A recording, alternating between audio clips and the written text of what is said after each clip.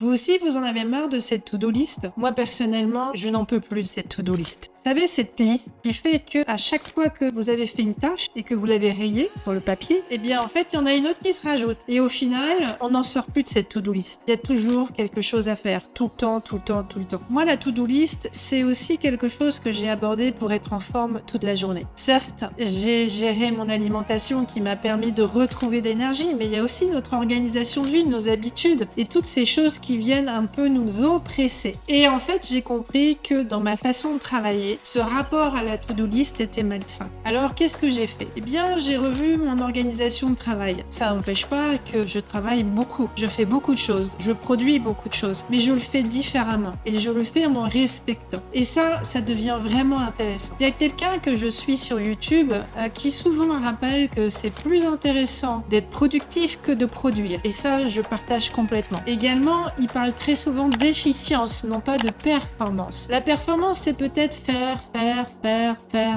Mais en fin de compte, on peut se noyer à faire. Et pourtant, le fait de travailler n'est pas un problème. Nous avons cette capacité. On est même très très fort là-dessus. On est des besogneux. Mais au final, est-ce que le résultat est intéressant? Et surtout, est-ce qu'il est bénéfique pour nous? Et c'est là-dessus que j'ai travaillé. Alors du coup, j'ai revu complètement mon organisation pour pouvoir gérer mon temps. Parce que le temps, il est précieux. Et en fait, si on le subit, ça nous fatigue, ça nous oppresse, ça peut même nous déprimer. Et je pense qu'aujourd'hui, beaucoup de gens qui vivent des situations un peu dépressives sont peut-être victimes de cette situation. C'est pour ça que je veux partager mon truc et astuce. J'ai revu complètement mon organisation, je vous dis tout simplement parce qu'à un moment donné, quand on lance une activité nouvelle, comme je suis en train de le faire depuis un an, eh bien on se retrouve avec une page blanche sur laquelle il faut pouvoir produire plein de choses nouvelles. Et là, la liste de to-do, elle est très importante. Donc du coup, comment je fais pour équilibrer mon énergie et les choses qui doivent avancer et avoir le sentiment que mon projet avance correctement? La première chose que j'ai faite, c'est d'abord de revoir complètement la manière d'organiser cette fameuse to-do list. Mon agenda qui s'articule du lundi au vendredi, classiquement comme pour tout le monde, du matin à l'après-midi comme tout le monde. Alors après, charge à vous de décider combien d'heures vous vous consacrez à travailler. Ça, c'est un autre sujet. Et bien, dans ce temps que vous vous donnez pour travailler, comme l'entreprise, où vous avez un temps donné, et bien la question, c'est de dire comment on organise les tâches, cette fameuse to-do, dans la semaine et dans les journées. En fait, au lieu de raisonner tâches, c'est-à-dire actions à réaliser, l'astuce, c'est de penser résultat. Et du coup, ce que j'ai changé radicalement et que je trouve vraiment très intéressant, c'est en fait d'inscrire dans mon agenda, sur un temps donné, non pas la tâche, l'action que je dois faire, mais plutôt le résultat que je dois réussir à obtenir en menant une action,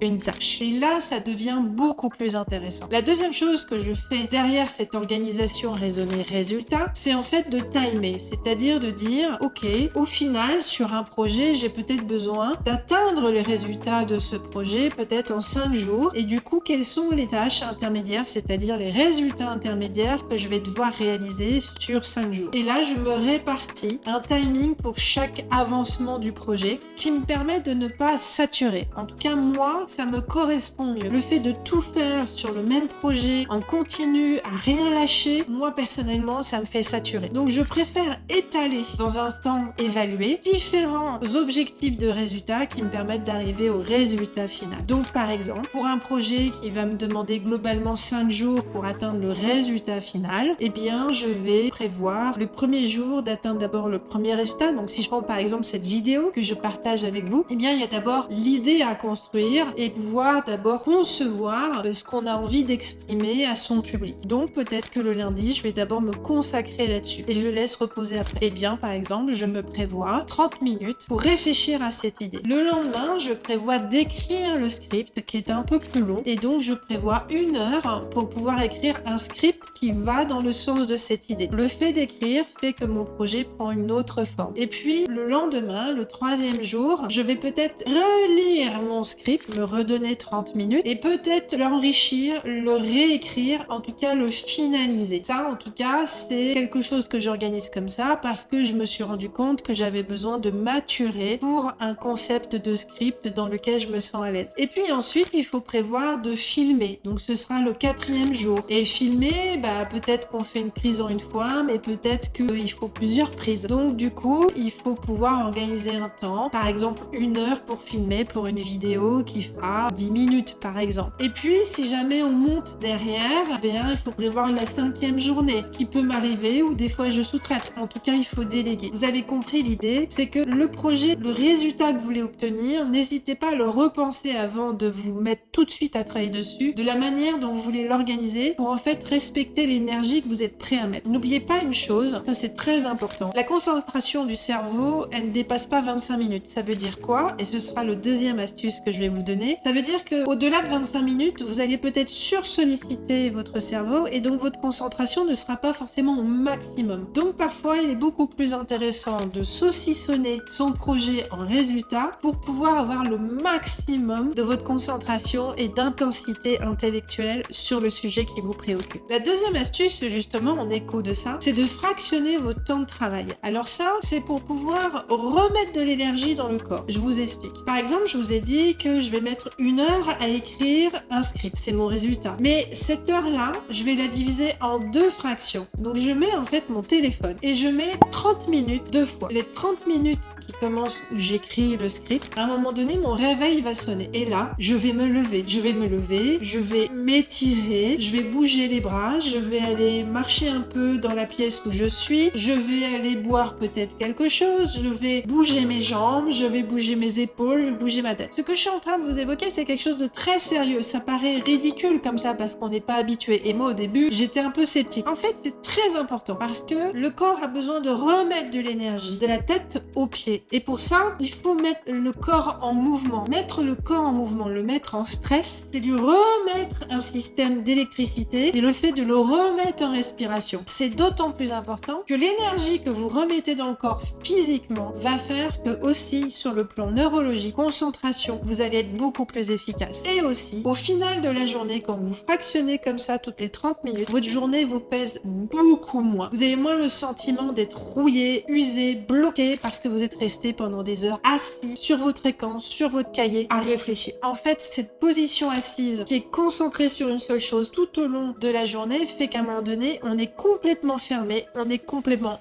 enfermé et notre corps n'arrive plus à respirer. C'est ce qui fait que derrière, vous avez une sensation où vous vous sentez pas très en énergie, un peu fatigué, voire un peu rouillé. Le fait de mettre le corps en stress est important. Un truc et astuce que je rappelle très souvent, c'est si vous téléphonez, vous avez des rendez-vous téléphoniques, voire peut-être en visio, n'hésitez pas à vous lever en téléphonant. Ça vous permet de marcher, de fonctionner. Vous allez voir, la journée va vous paraître beaucoup plus légère si régulièrement dans la journée, votre corps fonctionne. Vous êtes dans votre entreprise, vous avez des réunions, vous vous déplacez, n'hésitez pas à faire le tour du couloir, voire un peu plus avant de rejoindre une réunion. Il y a un étage à franchir, prenez les escaliers, ne prenez pas l'ascenseur. Alors ok, 9 étages, je vous déconseille, quoique moi je serais capable de le faire parce que j'ai l'activité physique pour ça, je suis aussi une sportive de compétition, donc je sais que j'ai le cardio qui suit. Mais si un étage, 2 étages, c'est à la portée de tout le monde. Faites en sorte que votre corps bouge, évitez toutes les facilités qui fassent que votre corps reste en sédentarité. Ça c'était mon 2e conseil. Donc le premier, c'était en fait d'organiser votre agenda selon le résultat. Le 2e, c'est d'organiser vos timings et de fractionner de 30 minutes. Honnêtement, au début, ça va vous faire bizarre, mais essayez d'apprécier la chose, vous allez voir, c'est très intéressant. Vraiment très intéressant. Moi, aujourd'hui, je fonctionne pour tout là-dessus. La 3e astuce, c'est en fait d'être maître de votre agenda. Ça veut dire quoi? Ça veut dire que le sujet, c'est pas de faire. Alors évidemment, dans un environnement d'entreprise, on aurait tendance à ce que l'entreprise vous donne ce sentiment-là, mais au final, chacun est libre d'être acteur de sa dynamique. Et que vous soyez en entreprise, en indépendant, et qu'on a la pression du business, on a la pression du client, ça ne vous empêche pas de regarder votre agenda non pas par rapport aux autres, mais plutôt d'abord par rapport à vous. Et ça veut dire quoi? Ça veut dire que d'abord, dans votre agenda, avant toute chose, avant d'organiser toute tâche en résultat sur votre métier, vous organisez dans votre agenda ces moments privilégiés qui font qu'il va y avoir de l'activité physique. Attention, je ne parle pas d'activité sportive. Je parle uniquement d'activité physique, c'est-à-dire globalement ce 30 minutes par jour qui permet à ce que votre corps fonctionne. Allez marcher, faire du vélo, allez vous balader, faire du bricolage, jardiner. Bref, un moment qui fait que vous échappez au côté intellectuel, mental, vous libérez la charge mentale et vous laissez le corps fonctionner. Selon vos attraits, selon ce que vous appréciez, allez tous les jours privilégier au moins 30 minutes d'activité physique. La marche, c'est top pour ça. Si vous avez un chien, super, allez le balader. Mais au-delà de ça, allez faire le tour de votre quartier. Vous êtes en transport en commun, descendez quelques stations avant. Enfin, trouvez votre compromis, mais essayez tous les jours, idéalement, d'instaurer 30 minutes d'activité physique. Je ne parle pas de sport, c'est-à-dire je ne parle pas d'entraînement intensif et de compétition. Je vous parle juste de faire fonctionner votre corps. Comme tout à l'heure, je vous disais, le mettre en mouvement, le mettre en stress, c'est très important. Il faut savoir que l'activité physique, c'est le fonctionnement du corps normal, c'est-à-dire marcher, bouger les bras, porter des sacs, voilà. Tous ces éléments physiques qu'on peut être amené à faire parce qu'on va faire des courses, etc.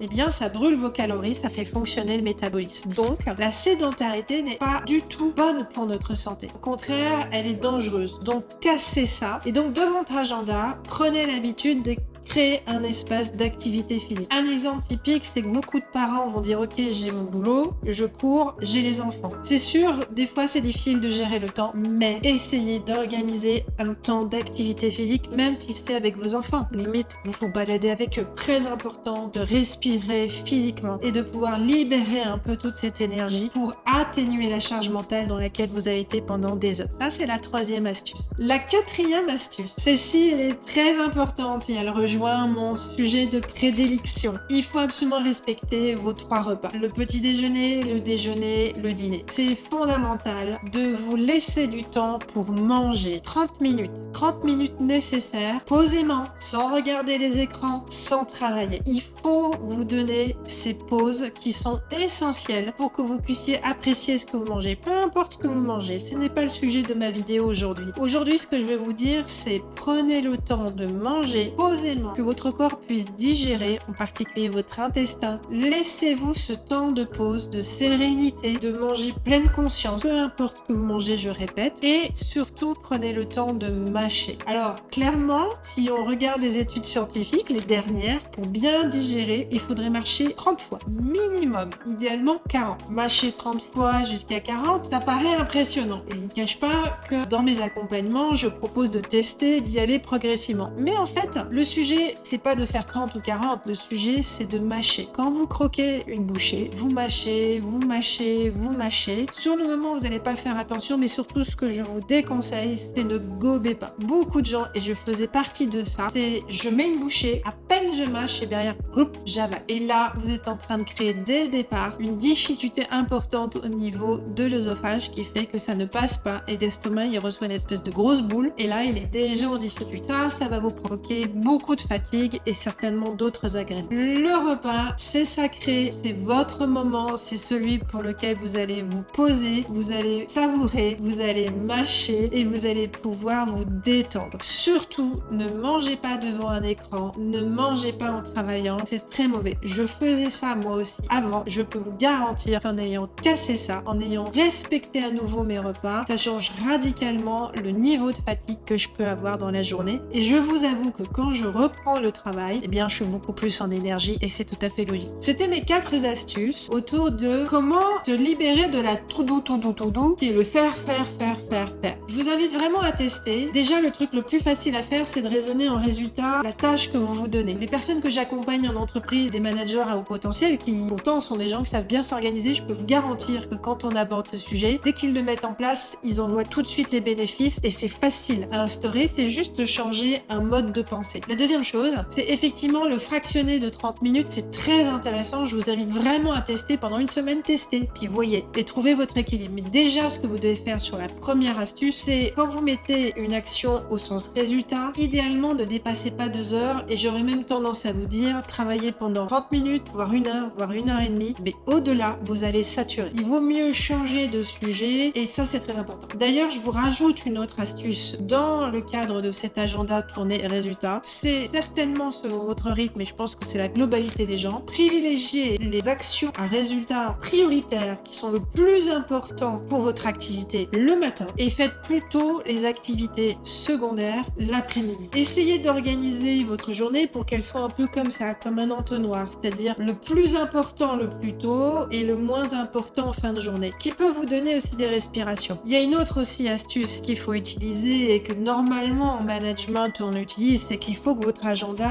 ait des respirations, surtout quand vous travaillez en entreprise avec des équipes. Il faut que vous ayez du temps disponible. Si vous avez un agenda rempli de réunions et qu'il n'y a aucun temps de production ou disponible carrément pour pouvoir être capable de répondre aux sollicitations imprévues, eh bien vous allez être en très grande difficulté. Je vais être honnête, je l'ai vécu aussi dans mon activité où j'étais manageuse pour une entreprise. Donc, première astuce, gérer son agenda autrement. Deuxième astuce, essayez de fractionner toutes les 30 minutes et de vous mettre en mouvement. Donc, n'oubliez pas, téléphoner, marcher. Limite, moi, quand je suis assise, je travaille mes bras, je me soulève, voilà, je travaille ma tête, etc. Bref, je tourne mes chevilles aussi. C'est le fait de sentir son corps et de pas le bloquer complètement sur votre chaise pliée en deux. La troisième chose, c'est de pouvoir se donner des temps où on fonctionne. Donc, il faut pas hésiter, si vous êtes en transport en commun, de descendre 1 ou 2 stations avant, de fonctionner entre 2 réunions. Bref, de provoquer le corps et de pas uniquement être avec son cerveau, avec son mental. Les repas, c'est sacré. Ça, vous l'avez compris. Très important. Vraiment, ça, testez-le tout de suite. Après avoir écouté cette vidéo, testez-le tout de suite. C'est fondamental. Vous allez voir la différence, c'est radical. Faites-le pendant 5 jours, les jours de boulot. Et là, je serais vraiment curieuse en commentaire, vous me disiez ce que vous en pensez. Pour moi, il est impossible que vous n'ayez pas un bénéfice. C'est évident. Vous allez certainement vous rendre compte que vous digérez mieux, que vous vous sentez moins fatigué après le repas, moins oppressé après le repas, plus envie de travailler. Logiquement, ça doit très très vite vous récompenser. Donnez-vous 30 minutes. 30 minutes, c'est important. Ne bâclez pas ce temps-là, c'est vraiment essentiel. Vous êtes en train de manger un sandwich dans la rue parce que vous êtes entre 2 rendez-vous. Ok,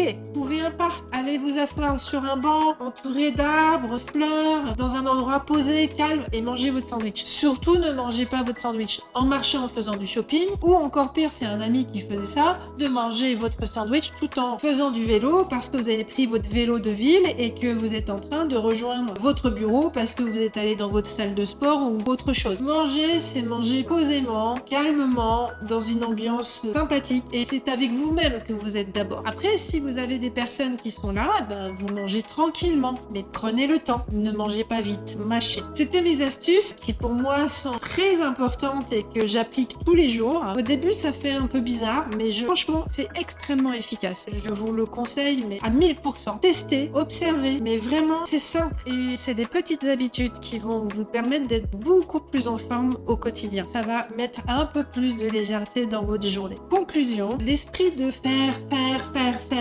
c'est super. Mais en même temps, est-ce que c'est plus intéressant de produire ou d'être productif? Et c'est là où je rejoins les réflexions qui m'ont inspiré cette vidéo, des personnes que j'ai écoutées, parce qu'elles ont fait un effet miroir sur ma propre expérience. Pour moi, il est évident que rechercher l'efficience est 1000 fois plus intéressant pour soi et aussi pour l'environnement pour lequel on œuvre que de chercher à être dans la performance et dans la production. Parce qu'en fait, avec l'époque qu'on vit aujourd'hui, les choses peuvent être très infinies. C'est-à-dire que chaque chose qu'on démarre, il y en a une autre qui se rajoute et ainsi de suite. Donc on n'a que 24 heures. Donc à un moment donné, on n'est pas des super-héros, on a besoin de dormir, on a besoin de faire autre chose que de travailler. Et cette histoire, elle est infinie. Et aujourd'hui, je pense que la clé de succès de nos métiers dans ce monde moderne qui est très sollicitant, plein d'incertitudes, de complexité, il se passe toujours quelque chose qui remet en cause certaines choses, eh bien on a tout intérêt en fait à raisonner dans cette logique d'efficience, de productivité. La médaille en chocolat qu'on nous donnait quand on était enfant parce qu'on travaillait bien, ou le bon point, ou la récompense qui était la bonne note, c'est notre culture, c'est comme ça qu'on a été éduqués, certes, mais au final, qu'est-ce qui est le plus important? D'atteindre le résultat attendu ou de produire? C'est la question que je vous pose et que je vous invite à réfléchir. En tout cas, n'hésitez pas à tester mes astuces. À mon avis, il y en a au moins une qui peut être intéressante pour vous. À bientôt, portez-vous bien, soyez le Jedi de votre santé.